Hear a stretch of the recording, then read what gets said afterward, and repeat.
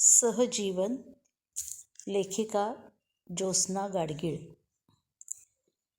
शेवटचे 48 तास. नातेवाईकांना बोलावून घ्या. डॉक्टर बॅग उचलून चालायला निघाले. धाकटा दरवाजापर्यंत सोडायला गेला. मोठ्याने पैसे देऊ केले. कसंनुसं हसत डॉक्टरांचे आभार मानले. दोन्ही सुना डोळ्याला रुमाल लावून खोलीबाहेर उभ्या होत्या. घर डोक्यावर घेणारी नातवंड आणि पाळीव हिरा सगळं काही कळत असल्यागत गुडघ्यात मान टाकून निमूटपणे बसले होते. घरात दबलेल्या आवाजात फोनाफोनी सुरू झाली. मुसमुसणं कानावर पडत होतं. मात्र एकटी आजी संयमाने एकही अश्रू ढळू न देता आजोबांच्या उशाशी जाऊन बसली होती. नातवाच्या डोक्यावरून मायेने हात फिरवावा तसा नवऱ्याच्या डोक्यावरून हात फिरवत होती. मूलतः शांत स्वभावाचे आजोबा त्याही अवस्थेत डोळे मिटून शांत पडून होते. आजीचा स्पर्श अनुभवत होते.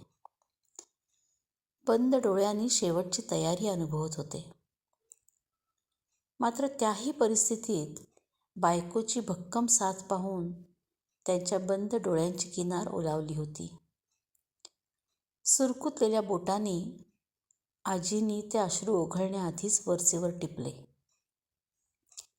आजोबांनी डोळे उघडून पाहिलं. त्या निर्वाणीच्या क्षणी काय बोलणार हा दोघांसमोर प्रश्नच होता.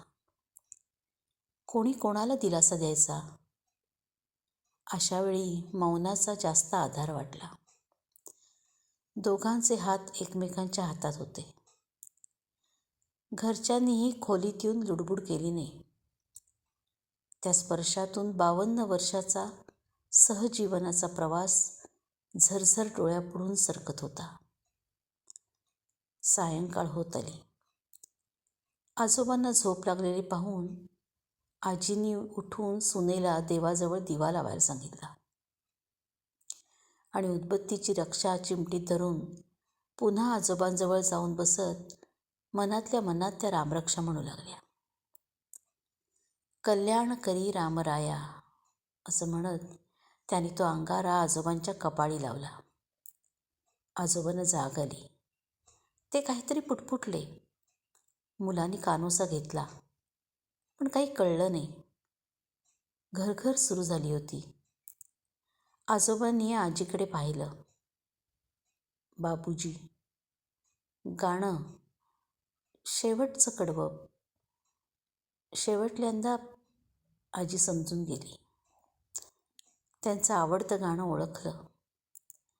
आजीचा गळा दाटून आला.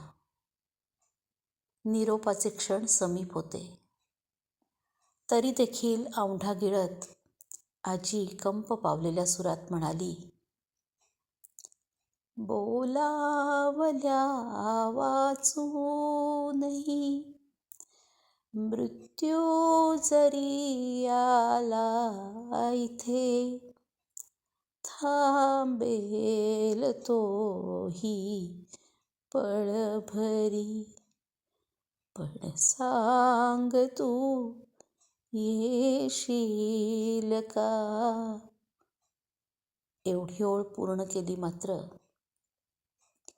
हातात धरलेल्या हाताचा निसटणारा स्पर्श आजीला जाणवला. हुंदका फुटला.